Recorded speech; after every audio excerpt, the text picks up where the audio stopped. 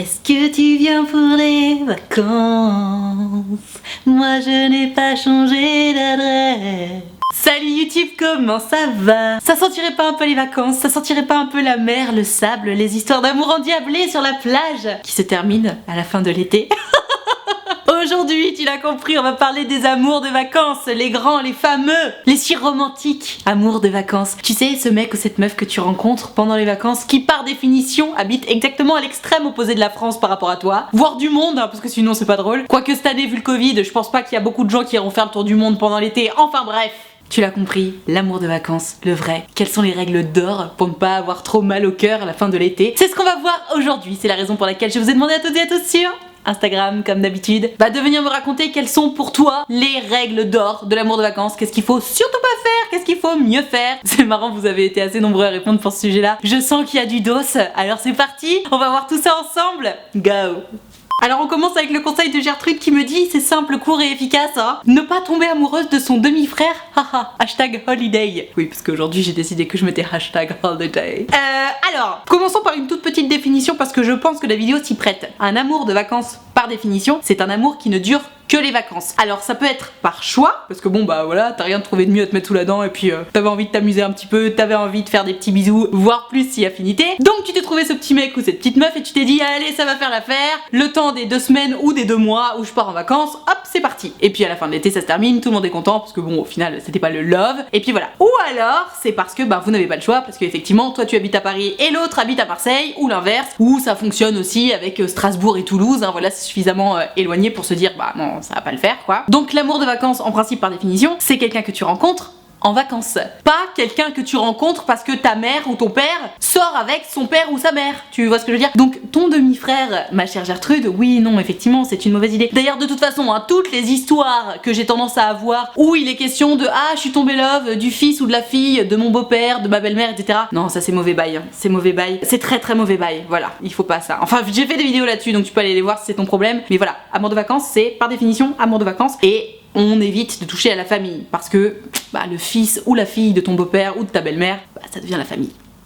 Deuxième conseil d'une autre Gertrude qui me dit hello Nad, le principe d'un amour de vacances c'est que ça ne dure que pendant les vacances. Donc il ne faut surtout pas s'attacher à la personne hashtag holidays. Alors encore une fois, comme je le disais en principe, ton amour de vacances, bon quand tu le rencontres, ou quand tu la rencontres d'ailleurs, normalement avant d'en arriver aux galoches et plus si affinités comme je le disais, on se pose un peu des questions, tu sais, on fait connaissance, tout ça, comment tu t'appelles, t'as quel âge? Donc fatalement, si t'as 14 ans, évite les trop grands écarts d'âge. Par exemple, très souvent on me dit, oui Nad, est-ce que si j'ai 14 ans, sortir avec un mec qui a 24 ans ou 25 ans, c'est normal? En soi, bon, personne n'est là pour vous juger, mais c'est vrai que souvent, quand t'as 14-15 ans, quelqu'un qui a 10 ans de plus que toi qui veut sortir avec toi, pour ma part, j'ai tendance à trouver ça un peu limite, donc attention. Bref, on fait connaissance, on se demande quel âge on a, de quelle ville on vient, et combien de temps on est là. Donc fatalement, évidemment, si tu habites à Strasbourg et que l'autre habite à Toulouse, ou si t'habites à Paris et l'autre à Marseille, si vous habitez à plus de 100 km d'écart, bon, tu sais déjà que ça va être très compliqué de continuer la relation. D'où l'intérêt de se dire, ok, c'est un amour de vacances. Et c'est vrai que c'est le piège dans lequel on tombe. Et en même temps, on a un peu envie de tomber dans le piège, tu vois. Surtout si on passe 2 mois au même endroit. Moi, ça me rappelle trop cette série merveilleuse que je regardais quand j'étais gamine. Ça s'appelle Cœur Océan. C'était une série qui passait sur KD2A où c'était littéralement à propos d'amour de vacances, quoi. Les gamins, ils partaient 2 mois sur l'île de Ré, et puis ils étaient amoureux les uns des autres et tout. C'était trop la folie. Le problème de l'amour de vacances, c'est que on sait par définition que normalement, ça peut pas continuer après les vacances, sinon ça s'appellerait pas un amour de vacances. Et le truc c'est que on se prête au jeu, on se dit bon on est trop bien et tout, surtout si les vacances durent 2 mois et qu'on passe 2 mois ensemble, fatalement t'as une petite vie de couple en fait qui s'installe, t'as ton petit quotidien, vous allez à la plage ou à la montagne selon là où tu pars en vacances, ou au poney ou que sais-je, vous faites vos petites affaires, vous apprenez à mieux vous connaître, vous passez du bon temps ensemble, potentiellement il y a des potes qui passent et qui s'en vont, donc vous rencontrez tout le monde, vous rencontrez la famille. C'est très très très facile de s'attacher sérieusement à son amour de vacances parce que en fait on a que ça à faire toute la journée, que de passer du temps avec son amoureux ou avec son amoureuse, de rencontrer des gens, d'aller voir des coups et tout. En fait c'est que du bon temps. Tu m'étonnes que dans les téléréalités ils tombent complètement love les uns des autres et qu'ils disent ah non mais vous vous rendez pas compte, tout est décuplé ici. Mais bien sûr que si, c'est une évidence. À partir du moment où t'as que ça à faire, de prendre du bon temps et de t'éclater avec les gens, tu m'étonnes que les liens se resserrent vachement plus vite. Et même si ton amour de vacances tu l'as rencontré, j'en sais rien moi, sur le lieu de tes vacances, par exemple t'as trouvé un petit serveur ou une petite vendeuse qui t'a bien plu et avec qui t'aimes bien aller fricoter de temps en temps, même s'il y en a un des deux qui bosse parce que c'est son job d'été, ben dans tous les cas en fait quand vous vous voyez c'est du kiff, vous êtes dans un endroit cool, pour toi en plus c'est hyper récréatif parce que t'es en vacances, bref. Le vrai piège c'est de s'attacher et en même temps j'ai envie de te dire, c'est pas moi qui vais te dire oh non non non surtout ne t'attache pas, ne vis pas les choses à fond, c'est une mauvaise idée. Voilà, pour le coup je vais me faire l'avocat du diable parce que oui évidemment faut pas s'attacher mais en même temps on vit pour ce genre de moments, c'est-à-dire que si tu as la chance de rencontrer un amour de vacances, parce que j'imagine qu'on va le voir pendant la vidéo, mais qui veut rencontrer un amour de vacances n'en rencontre pas forcément, il faut un minimum de chance malgré tout, comme dans la vie, hein. Si tu veux trouver quelqu'un, faut trouver quand même quelqu'un qui t'intéresse vraiment. Donc voilà, l'opinion publique te dira ne t'attache pas, Mamie Nadia honnêtement elle va te dire mais fonce, profite parce que c'est tellement romantique, c'est tellement cool, c'est tellement beau, c'est tellement fort, profite. Même s'il faut que tu l'oublies définitivement qu'au mois d'août prochain, franchement mais profite, vis à fond ce que t'as à vivre quoi. L'amour de vacances c'est que du kiff, c'est que du positif. Pour peu que tu sois encore suffisamment jeune pour profiter des 2 mois entiers de vacances d'été à rien glander parce que tes parents ils t'ont dit mais non mon chéri ou ma chérie, t'as pas besoin de travailler cet été, t'inquiète pas on va tout te payer, parce qu'il y a des chanceux qui ont ça. Mais franchement mais profite, mais kiffe, parce que je peux te dire qu'une fois que tu vas arriver à la fac, peut-être que t'auras des jobs d'été déjà, et puis alors quand t'auras trouvé ton boulot, autant te dire que 2 mois de vacances d'affilée, ça n'existe plus hein. À part si tu te mets au chômage volontairement, mais bon, ou alors en congé sans solde, mais c'est pas la même chose. Donc honnêtement, un seul mot, profite. Même si il faut pas trop s'attacher, franchement, on s'en bat les steaks. Même si, attention, règle d'or, ne pas s'attacher, mais Mamie Nadia transgresse cette règle parce que déjà d'une, de toute façon, on ne contrôle pas, et de deux, bah faut kiffer quoi, faut vivre les choses à fond, sinon ça ne sert à rien. On enchaîne avec une question, cette fois-ci de la part d'encore une autre Gertrude évidemment, qui me dit « Hello Nad, est-ce qu'il faut forcément le quitter si la distance entre nous est trop grande #holidays ?»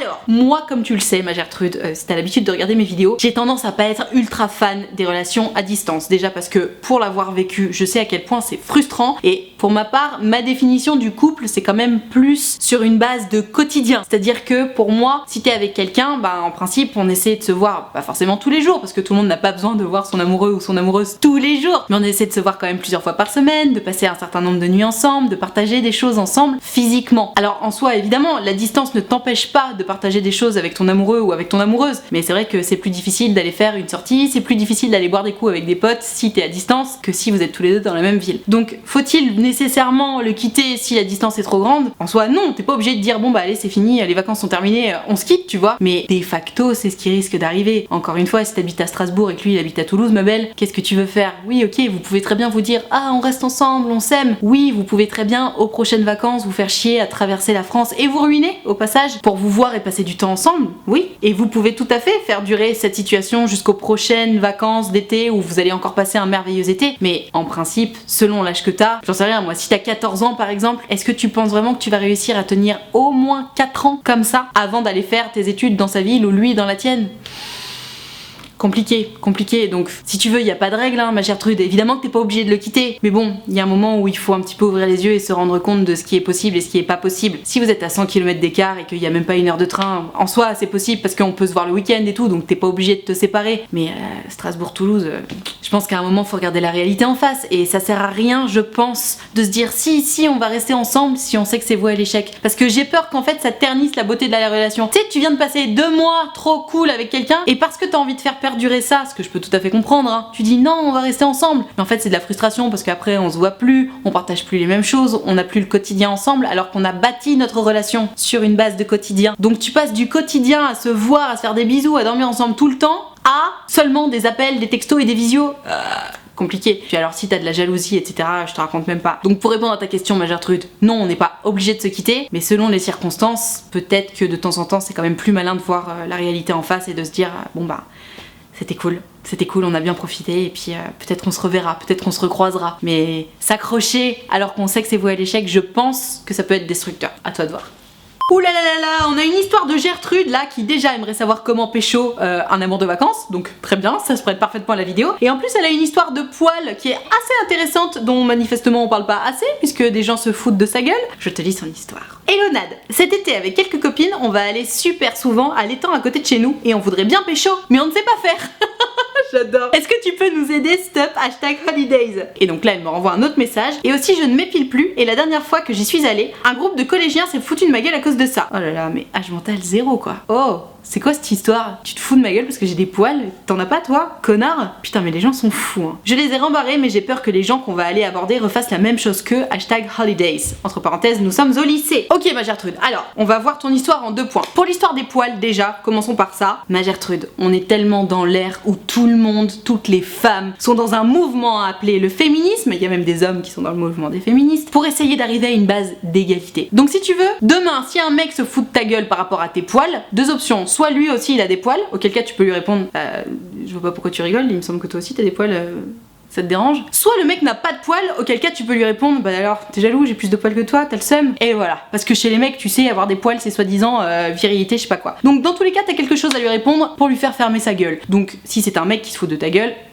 tu lui balances ça. Si c'est une meuf qui vient se foutre de ta gueule, je pense que tu peux la prendre un petit peu plus profondément en lui disant meuf t'es sérieuse? Genre je suis en train d'essayer de me battre pour notre égalité et tu te fous de ma gueule? Pourquoi tu me fais ça en fait? Enfin je te connais pas et quoi qu'il en soit, toi aussi t'en as des poils, c'est juste que tu les as enlevés, donc pourquoi tu te fous de ma gueule? C'est quoi ton problème? Autre option bien entendu, il est possible que tu n'aies pas l'occasion d'aller dire ces paroles saines d'esprit parce que les gens sont trop cons, parce qu'ils sont pas prêts à t'écouter, parce qu'ils sont trop jeunes, trop immatures ou quoi que ce soit. Auquel cas ma Gertrude, franchement, vraiment hein, quelqu'un qui va se foutre de ta gueule parce que t'as des poils, c'est de toute façon quelqu'un avec qui t'avais pas envie, ne serait-ce que de passer 1 heure à discuter. T'avais pas envie d'apprendre à connaître cette personne puisque cette personne n'est pas ouverte d'esprit, elle est pas tolérante, elle t'accepte pas telle que t'es. Donc à partir de là, ça gerte. Donc trop bien, l'écrémage est fait, tu vois. Donc à partir de là, oui je sais que ça peut être dur, ça peut être difficile de se prendre des remarques parce que t'as gardé tes poils, mais en fait tu fais ce que tu veux avec ton corps. Et quelqu'un qui va te mettre des remarques dans la gueule, n'hésite pas à le rembarrer parce que putain c'est bien ce que tu fais Gertrude. Tu te bats pour l'égalité, t'assumes ton corps tel qu'il est et t'es une warrior meuf. Franchement moi je te soutiens à fond parce que je n'ai pas la force de faire ce que tu fais. Encore une fois, j'arrive un petit peu à laisser mes poils sur mes jambes mais j'ose pas trop tu vois. Et toi tu oses le faire donc bravo ma belle, franchement trop fière de toi, bravo. Pour l'histoire, parce que c'est ça qui intéresse tout le monde, de comment pécho parce qu'on va aller à l'étang tout le temps et tout avec les copines. Honnêtement, c'est un petit peu comme quand tu vas au lycée ou comme quand tu vas à la fac ou à n'importe quelle activité. C'est toujours pareil, c'est-à-dire que les 3-4 premières fois tu vas y aller avec tes copines, vous allez rester entre vous. Et puis au bout d'un moment, vous aurez zioté un petit peu un petit groupe de mecs ou de meufs d'ailleurs selon ce par quoi vous êtes attirés, qui sont toujours plus ou moins là. Et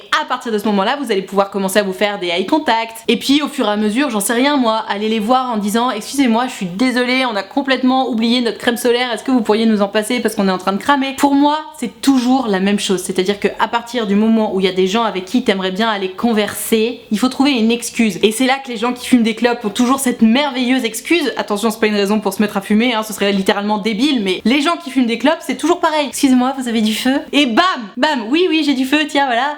Ah merci, mais alors vous venez souvent? Comment vous vous appelez? Et puis alors là, c'est parti. Si tu ne fumes pas, ce qui est une bonne chose pour ton corps, donc ne te mets pas à fumer juste pour aller aborder des gens parce que ce serait triste. Tu demandes, j'en sais rien, de la crème solaire, tu demandes de prêter un ballon, de prêter un masque et un tuba. Tu peux demander, j'en sais rien, où il a acheté son maillot parce que tu veux faire un cadeau à ton frère. Tu trouves une excuse de merde et tu vas leur parler. Comme ça, la prochaine fois que tu retournes à l'étang et que tu les croises, tu peux leur faire ah salut ça va? Et tu t'en vas. Et après tu fais ah salut ça va? Ah bon allez on se fait la bise cette fois-ci. J'en sais rien tu vois. Simplement la clé c'est de ne pas être trop pressé. Parce que si en 1 heure t'as envie de faire en sorte que ça y est tu les connaisses trop bien, que t'es leur 06 et que vous sortiez le soir même, ça va pas le faire parce que ça prouvera que t'as trop la dalle et ça va se sentir. Et quand t'as trop la dalle et que ça se sent, c'est anti-sexe. Donc encore une fois, je sais que c'est frustrant, mais première fois juste un petit sourire, 2e fois tu vas demander de la crème solaire, 3e fois tu dis bonjour et à partir de la 3e fois normalement ça devient assez facile d'avoir une conversation. Après tu peux aussi avoir de la chance et puis par hasard vous vous retrouvez au même endroit dans l'eau et puis vous papotez, puis du coup avec ses potes ils viennent à côté de vous, enfin tu vois, laisse la vie suivre son cours bien entendu. Si la vie t'offre cette merveilleuse chance qui est tu es intéressé par lui et il est intéressé par toi et les deux vous vous sortez les doigts justement pour venir l'un vers l'autre, alors là ce sera merveilleux. Mais si malheureusement c'est pas si simple que ça, il faudra être patiente, mais je te rassure c'est possible. Dans tous les cas évidemment il y aura toujours un petit moment où il faudra sortir de sa zone de confort et oser aller les voir pour montrer déjà votre intérêt et puis que vous êtes ouverte tout simplement. Donc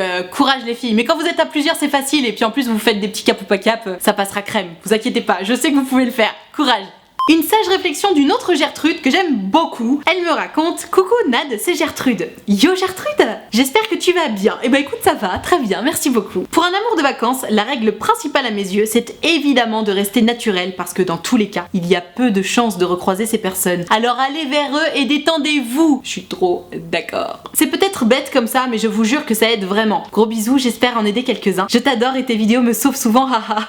#holiday, trop mignonne ma Gertrude. Alors effectivement, je suis complètement d'accord avec ça. Moi ce qui m'intéresse surtout dans ce que tu racontes là ma Gertrude, c'est le côté rester naturel, notamment en vacances avec avec les gens qu'on va rencontrer en vacances, ça aide vraiment, mais c'est une réalité. Parce que le problème, tu sais, quand t'es au collège, au lycée, même à la fac ou à ton boulot, c'est que les gens te connaissent au quotidien. Et admettons, j'en sais rien, dans ton quotidien, dans ta vraie vie, entre guillemets, t'as tendance à être super stressé et tout le monde le sait et tout le monde te ramène tout le temps au fait que tu es la meuf stressée. Et pour une fois, quand t'arrives en vacances et que tu rencontres des personnes nouvelles, tu peux ne pas dire à ces gens-là que t'es une personne stressée pour essayer toi-même d'aller vers une meilleure version de toi-même qui justement, par exemple, ne serait pas stressée pour une fois. Et en fait, tu peux tester plein de choses par rapport à toi et par rapport à ce que les gens perçoivent de toi, puisque y a personne qui te ramène au quotidien. Y a personne qui te ramène au fait que, je te donne l'exemple de la meuf stressée, mais tu peux être l'exemple de la meuf chiante ou de la meuf relou ou du mec d'ailleurs stressé, chiant ou relou. Tu peux carrément essayer de faire tous tes petits tests sociaux avec soit des amours de vacances, soit des potes de vacances d'ailleurs, parce que tu peux aussi rencontrer juste des potes en vacances, et c'est cool aussi. Et avec ces personnes-là, je te dis, mais t'as tout le loisir de tester des nouvelles versions de toi-même, de voir si ça fonctionne, si ça fonctionne pas, comment tu te sens toi, comment les gens t'appréhendent, comment les gens te voient. Et je suis tellement d'accord avec toi, Gertrude, ça fait tellement de bien parce que ça fait grandir un truc de dingue. Et ça permet de prendre des bonnes résolutions sur soi-même et avec soi-même. Et derrière, tu sais, c'est pour ça parfois à la rentrée des classes, notamment en septembre après l'été, il y a des gens, ils rentrent, tu les reconnais pas. Déjà parce que souvent ils ont changé physiquement, c'est-à-dire qu'ils ont pris 1 milliard de centimètres, tu te dis mais putain c'est pas possible de grandir autant en un été, alors que moi j'ai pris 5 mm. Et puis il va y en avoir d'autres qui, en plus ou sans avoir grandi de 15 cm, ils vont juste avoir pris énormément de maturité et tu te dis putain c'est ouf quand même qu'il ait grandi à ce point dans sa tête ou qu'elle ait grandi à ce point dans sa tête pendant l'été. Et en fait c'est simplement grâce à ça, parce que des nouvelles rencontres, parce qu'ils ont tenté un petit peu ces espèces de jeux sociaux comme je les appelle, où je te dis tu tentes de te présenter un petit peu différemment d'habitude, tu tentes des nouvelles versions de toi-même et tu vois ce que tu préfères, tu vois ce que les autres préfèrent et tu fais ton micmac avec ça. L'important dans tous les cas évidemment, c'est de te sentir bien avec toi-même, c'est-à-dire que attention, dans ce que je te raconte là, l'idée c'est pas d'essayer d'être la meilleure version qui plaît aux autres. Le mieux c'est d'essayer d'être la meilleure version de toi-même avec laquelle tu te sens bien et qui est facilement acceptée par les autres, parce que fatalement quand on est accepté par les autres c'est beaucoup plus facile d'avoir confiance en soi, de se sentir bien, etc. Même s'il faut pas trop s'en soucier. Toujours pareil, un peu mais pas trop, c'est une limite très très fine, mais une fois qu'on y est, on est bien heureux. C'est l'instant philosophique avec Gertrude et j'adore vraiment ce qu'elle dit parce qu'elle a trop raison. Avant même de parler des amours de vacances, d'ailleurs je suis désolée parce que je sens qu'on parle surtout des vacances au-delà de parler des amours de vacances, mais bon on s'en fout, l'important c'est de parler de relations et puis on est heureux, ça parle d'été et puis voilà. Gertrude elle te rappelle qu'il faut aimer son corps et qu'il faut se réconcilier avec son corps avant même de trouver un amour de vacances et je suis tellement d'accord avec elle. Je te dis ce qu'elle nous raconte. Hey Nad, je ne sais pas ce que tu en penses mais pour moi un truc important c'est de se réconcilier avec son corps. Automatiquement on est plus confiant en tenue d'été et en maillot si on aime son corps et il faut être à l'aise avec soi-même pour être à l'aise avec un autre. Tellement vrai, t'as trop raison. Vous êtes tous beaux les Gertrude et les Alphonse, #holidays. Gertrude, vraiment, j'ai envie de te donner le prix Nobel de la paix et de la sagesse pour ce mot parce que oui, tu as tellement raison. Depuis tout à l'heure on parle de comment aborder un nouvel amour de vacances ou en tout cas des nouvelles connaissances en vacances, comment se sociabiliser en vacances, mais la vérité c'est que pour oser faire toutes ces choses là, il faut avoir confiance en soi. Et quoi de mieux pour avoir confiance en soi, notamment en été parce qu'il fait tellement chaud, on est toujours en mini jupette, en mini short ou en bermuda, en petit débardeur, voire en maillot de bain d'ailleurs parce qu'on a tous envie d'aller se baigner. Si tu n'aimes pas ton corps, si tu te trouves trop maigre, si tu te trouves trop gros, si tu te trouves pas assez musclé ou trop musclé, fatalement tu seras pas ok avec ton corps et si t'es pas ok avec ton corps, malheureusement ça va énormément jouer sur ta confiance en toi. Et le problème c'est que quand il y a des choses qui jouent comme ça sur ta confiance en toi, et c'est très difficile socialement d'aller voir des gens parce que étant donné que t'as pas confiance en toi, comment veux-tu que les gens te fassent confiance? C'est ce que je dis toujours dans mes vidéos, je sais pas si t'as l'habitude de les regarder, mais ce que tu penses de toi, c'est comme si tu donnais une marche à suivre aux autres, c'est-à-dire que c'est toujours écrit sur ton front, si tu t'aimes ou pas. C'est toujours écrit sur ton front si t'as confiance en toi ou pas. Donc s'il y a écrit je m'aime, j'ai confiance, les gens vont se dire ah ok cool, moi je vais bien l'aimer et puis j'ai confiance en cette personne. Alors que s'il y a écrit je ne m'aime pas, j'ai pas confiance en moi, les gens vont se dire waouh, si elle s'aime pas, si elle a pas confiance en elle, je vois pas pourquoi je lui ferais confiance. Et en soi, ils ont raison. Franchement, imagine demain ton meilleur ami ou ta meilleure amie te dit ah cette personne là je la déteste, vraiment j'ai pas confiance en elle. Tu vas pas aller lui faire confiance. Enfin peut-être que tu vas aller vérifier par toi-même, c'est bien. Mais en principe, si ton ou ta meilleure amie en qui tu as déjà énormément confiance te dit cette personne là persona non grata, tu vas pas trop aller t'y frotter parce que t'as confiance en ta meilleure amie ou en ton meilleur ami et tu vas te dire ouais non franchement je me fie à son avis. Là c'est pareil, si écrit je n'ai pas confiance en moi-même, comment veux-tu que les gens te fassent confiance puisque tu es ton ou ta propre meilleure amie, tu vois ce que je veux dire? Donc bref, trêve de métaphores, j'adore ça les métaphores, j'en fais parfois un petit peu trop. Et effectivement si t'as envie de passer un bon été, vraiment arrête de te mener la guerre. Stop. On sent bat les reins de ton petit bourrelet qui sort de ton short. On sent bat les reins qu'on voit tes os. On sent bat les reins que tu ne sois pas assez musclé ou que tu ne sois pas assez poilu ou que tu sois trop poilu. On sent bats les reins. Tu sais pourquoi? Parce qu'à partir du moment où tu aimeras ton propre corps, et ça fonctionne aussi pour la petite Gertrude de tout à l'heure qui me disait ah on s'est foutu de ma gueule pour mes poils, à partir du moment où tu aimeras ton propre corps, que les gens se foutent de ta gueule ou pas, en principe, si tu aimes vraiment ton corps, ça ne t'atteint pas parce que tu vois pas ce qu'il y a de mal. Par exemple, admettons, j'ai 2 bras, 2 jambes. J'ai de la chance, j'ai mes 2 bras et mes 2 jambes. Bon, pour moi, comme pour toi, j'imagine, c'est normal entre guillemets d'avoir 2 bras et 2 jambes. On est d'accord. Si demain, un extraterrestre arrive avec un 3e bras et une 3e jambe et se fout de ma gueule en me disant t'en as que 2. Honnêtement, j'ai tellement confiance en moi sur le fait que c'est normal d'avoir 2 bras et 2 jambes que je lui dirais ouais, ok, rigole si tu veux, mais en vrai, je m'en fous, tu vois. Parce que je sais que c'est normal d'avoir 2 bras et 2 jambes. Et toi, idéalement, faudrait que t'en arrives jusque là, à te dire, c'est normal que mon corps soit comme ça. Il a toujours été comme ça et puis je l'aime comme ça en fait, donc tu peux bien rigoler, ça m'en touche une sans faire bouger l'autre quoi. Ça, c'est ce vers quoi on essaie de tendre, c'est ce qu'on aimerait atteindre vraiment. Donc que ce soit à cause de tes poils, que ce soit à cause de ta corpulence, que ce soit à cause de ton visage que t'aimes ou que t'aimes pas, que ce soit à cause de tes cheveux, que ce soit à cause de tes ongles, j'en sais rien, arrête de faire la guerre à ton corps. La meilleure façon de reprendre confiance en soi, en fait, c'est soi-même déjà, de faire la paix avec soi-même. Et pour faire la paix avec soi-même, on arrête de se lyncher soi-même. Stop. Si tu te trouves trop maigre ou trop gros ou que sais-je, soit tu fais du sport et tu changes ton alimentation, soit tu fais rien. Mais dans tous les cas, ça sert à rien de se plaindre en faisant rien. Voilà. Bon, après, il y en a aussi qui font des trucs et ça change pas. Mais dans tous les cas, on s'en fout. On arrête de se mener la guerre parce que de toute façon, ça n'amène à rien. Donc, aime ton corps tel qu'il est. Si t'as envie de le modifier, vas-y. Si tu le peux, d'ailleurs. Mais déjà, commence par l'aimer, même sans l'avoir modifié. Aime ton corps. Regarde, des mains, des bras, des jambes, un petit bidon, des petites cuisses, des petits pieds. On est très content. Voilà. Et tout le monde en a et tout le monde se trouve des petits défauts. Aime tes propres défauts. Les autres les aimeront pour toi. Une très légère redite de tout à l'heure et en même temps, ça me permet de valider la raison pour laquelle j'ai supprimé cette règle d'or. D'ailleurs, je me rends compte que pendant la vidéo, j'ai complètement oublié de parler de règle d'or. Mais bon, l'important, c'est qu'on en parle. Il faut éviter de trop tomber amoureuse et de encore penser à lui 2 ans après en se disant « et si ?» #holidays. Et tu vois, c'est exactement la raison pour laquelle tu te dis et si, ma Gertrude. Parce que si tu t'es dit il faut éviter de trop tomber amoureuse et que derrière tu regrettes en te disant ah et si j'avais fait ça, c'est normal en fait. Si tu t'es empêché de trop tomber amoureuse, c'est que tu t'es empêché de faire des choses, tu t'es empêché de trop le voir ou quoi que ce soit et donc maintenant tu regrettes et donc tu te dis ah et si j'étais allée à fond, si j'avais fait ceci, si j'avais fait cela. D'où l'intérêt d'y aller à fond. On s'en fout de trop tomber amoureux ou trop tomber amoureuse. On vit pour ces choses là et encore une fois, si tu dois mettre 1 an à l'oublier, on s'en fout, on s'en fout. C'est que c'est la vie, c'est que t'auras rencontré personne qui t'aura fait vibrer autant. Bon voilà, on y va à fond. C'est le conseil de Mamie Nadia, ok ? Le bon conseil de Mamie Gertrude, sortir couvert si jamais ça devient chaud sous la tente, car même avec un amour de vacances, on n'est jamais trop prudent. #holidays. Alors, si jamais pour les histoires de première fois, que ce soit en amour de vacances ou pas, j'ai aussi eu des questions que je vais pas avoir le temps d'aborder dans cette vidéo, donc parlons-en maintenant. Oui, évidemment, c'est possible de faire sa première fois avec un amour de vacances. C'est évidemment possible de coucher avec un amour de vacances. Dans tous les cas, on se protège. S'il s'agit de ta première fois, n'hésite pas à aller voir. J'ai fait une vidéo sur les premières fois il y a genre 10 jours. Donc vraiment, va la voir. Ça s'appelle Première fois 2 points ce que tu vas savoir et ça t'apprend toutes les choses que tu dois savoir, ça répond à plein de petites questions, peut-être pas de façon exhaustive mais au moins t'auras déjà un bon bagouze. Mais voilà, effectivement, s'il s'agit d'aller faire des choses un peu olé olé avec ton amoureux ou ton amoureuse de vacances, sortez couvert, c'est-à-dire prenez des préservatifs et mettez-les. Que ce soit 2 garçons, que ce soit 2 filles, que ce soit un garçon et une fille, on met des préservatifs. Au cas où tu ne serais pas au courant, 2 filles ensemble ont également besoin de mettre des préservatifs pour se protéger des maladies sexuellement transmissibles et des infections sexuellement transmissibles. Et donc pour 2 nanas, il existe ce qu'on appelle le préservatif féminin. Donc voilà, on sort couvert, on se protège, c'est très important. Et attention, pas de pression, on n'est jamais obligé de coucher avec qui que ce soit. Et de toute évidence, quelqu'un qui va te dire quelque chose du style ah non mais si tu couches pas avec moi, ça veut vraiment dire que t'es une peureuse quoi, ou que t'es vraiment un nul, c'est par définition un connard ou une connasse. Donc on ne couche pas avec ces gens-là. Voilà. À partir du moment où il y a de la pression, c'est que c'est un connard ou une connasse. À partir du moment où on se sent bien et qu'on en a envie, c'est que c'est bien, donc on fonce. Et n'oublions pas cette merveilleuse chanson. Quand c'est oui, c'est oui. Quand c'est non, c'est non. Et quand on ne sait pas, on garde ses doigts pour soi. Voilà.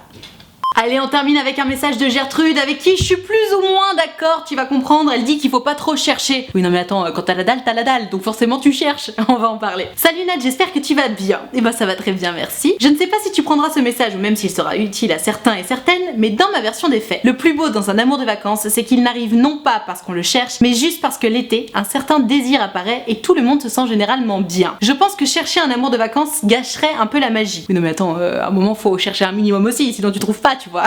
Mais bien sûr, il faut oser lancer quelques regards indiscrets et faire des rencontres sans se soucier d'un quelconque jugement. Oui, effectivement. Un énorme merci pour toutes tes vidéos, on ne s'en lasse pas. Bisous, #holidays. Alors, ma Gertrude, je suis d'accord, oui et non, dans le sens où chercher un amour de vacances, ça gâcherait la magie. Oui, je suis d'accord, l'amour de vacances c'est magique et tout, mais il y a un moment, si t'as envie de trouver quelqu'un pour t'occuper un petit peu, pour t'amuser un peu pendant tes vacances, il me semble qu'il faut chercher un minimum. C'est-à-dire que si t'es en mode oh non non non, je ne regarde surtout pas les gens qui passent autour de moi, bon, bah fatalement tu vas rencontrer personne. Maintenant, et effectivement je suis d'accord avec toi dans le sens où si t'as trop la dalle, ça va se voir, et si ça se voit, ben ça casse le sexe à pile. Donc idéalement, si tu veux trouver un amour de vacances, reste naturel, c'est ce qu'on disait tout à l'heure. Comporte-toi de façon tout à fait naturelle. Fais comme si tu rencontrais juste des amis en fait, des gens avec qui potentiellement tu vas pouvoir t'amuser, sortir un petit peu, et puis si la flamme apparaît, tant mieux, mais dans un premier temps, il me semble que le mieux du mieux, c'est chercher à se faire des amis de vacances. Juste des potes de circonstance, des gens avec qui tu vas pouvoir sortir, rencontrer encore d'autres gens, passer du bon temps, aller à la plage ou à la montagne ou ce que vous voulez. Mais voilà, des potes. Et grâce à ces potes, peut-être que tu vas en trouver dans ce groupe-là qui te plairont, auquel cas ce sera la folie. Ou peut-être que tu n'en trouveras pas, auquel cas ben c'est pas grave. Tu te seras fait des potes et au moins tu te seras amusé et tu seras pas resté tout seul ou toute seule. Mais c'est ça le plus important, rencontrer des nouvelles personnes. Je terminerai cette vidéo là-dessus d'ailleurs. Ne te prends pas la tête pour trouver absolument quelqu'un pour accompagner tes nuits. Prends-toi plutôt la tête sur comment rencontrer des nouvelles personnes, comment rencontrer des nouveaux compagnons de jeu en fait, tout simplement. Et qui dit compagnon de jeu dit en principe soirée festive dans lesquelles on rencontre encore plus de gens. Et tu sais, après c'est exponentiel. Plus tu rencontres de gens, plus tu rencontres de gens. Et fatalement, quand tu rencontres beaucoup de gens, tu finis toujours par trouver quelqu'un qui finit par te plaire. Donc voilà, pense plutôt pote, pense nos prises de tête. Il me semble que c'est la clé des vacances réussies. Voilà, je vais m'arrêter là pour cette vidéo sur les règles d'or des amours de vacances. J'espère que ça t'a plu, j'espère que ça t'a intéressé. Et puis j'espère que ça t'a bien préparé à bien commencer l'été. Si c'est le cas, mets-moi un pouce bleu s'il te plaît, ça me fera trop plaisir. Tu peux t'abonner à cette chaîne YouTube aussi, tu peux cliquer sur la cloche comme ça t'auras une notification. Tu peux aussi faire les trois en même temps, pouce bleu plus s'abonner plus la cloche, alors là, je serais trop contente. Si jamais t'as envie de pouvoir participer aux prochaines vidéos, c'est sur Instagram que ça se passe, donc il faut que tu viennes me suivre. Déjà parce que comme ça tu pourras savoir ce que moi aussi je fais de mon été. Et puis aussi et surtout parce que je poste des stories dans lesquelles je précise quelle vidéo je suis en train de préparer et c'est à ce moment là qu'il faut m'envoyer ton histoire. Pas avant, pas après, au moment où j'envoie la story. Et ça s'envoie par message privé pour la petite histoire. Donc je t'attends dès à présent sur Instagram. On aime la tresse épi ou pas? Si jamais t'es pas très branché Instagram ou si t'as juste envie de discuter directement avec moi de ton histoire d'amour, c'est possible. J'ai créé un site internet qui s'appelle utilefutile.fr sur lequel tu peux prendre rendez-vous avec moi, notamment pour parler de ton amour d'été, pourquoi pas. Tu peux choisir de prendre un rendez-vous soit de 20 minutes, soit de 45 minutes et tu peux choisir de me raconter tout ça à l'écrit, au téléphone ou en visio, selon ce que tu préfères, selon ce avec quoi tu te sens surtout le plus à l'aise, c'est ça le plus important. Et si jamais t'as envie de prendre rendez-vous avec moi mais que t'oses pas trop, que t'as peur ou quoi que ce soit, déjà sache que tu ne me déranges pas. Ensuite, évidemment, ton histoire m'intéresse et je te rassure, je suis toujours très bienveillante et très gentille comme dans mes vidéos. Donc surtout, n'hésite pas, ce sera forcément un plaisir de t'avoir en rendez-vous. Le lien est dans la barre de description, utilefutile.fr. Je te rappelle également que l'option de souscription payante à ma chaîne YouTube est activée. Ce sont les abonnés de diamant, tu les vois un petit peu partout dans le chat, dans les commentaires, ils ont un petit diamant à côté de leur prénom. Les abonnés de diamant, tout simplement, ils sont là pour me soutenir, c'est la raison pour laquelle il y a une cotisation de 5 € par mois, ou plus d'ailleurs si tu le veux et que tu le peux. Et moi, pour les remercier de tout ce soutien et de tout cet amour, je leur ai créé un groupe Facebook dans lequel on discute tous ensemble. Je leur fais régulièrement des lives Facebook exclusifs rien que pour eux 3 fois par semaine. Et tu l'auras compris, il y a vraiment une très bonne ambiance. Donc si t'as envie de venir les rejoindre, surtout n'hésite pas, tu seras forcément bien accueilli parce que c'est une règle d'or chez les abonnés de diamant. Tout ceci étant dit, merci infiniment d'avoir suivi cette vidéo en entier. Et moi, en attendant la prochaine vidéo, je te fais des très gros bisous. Ciao.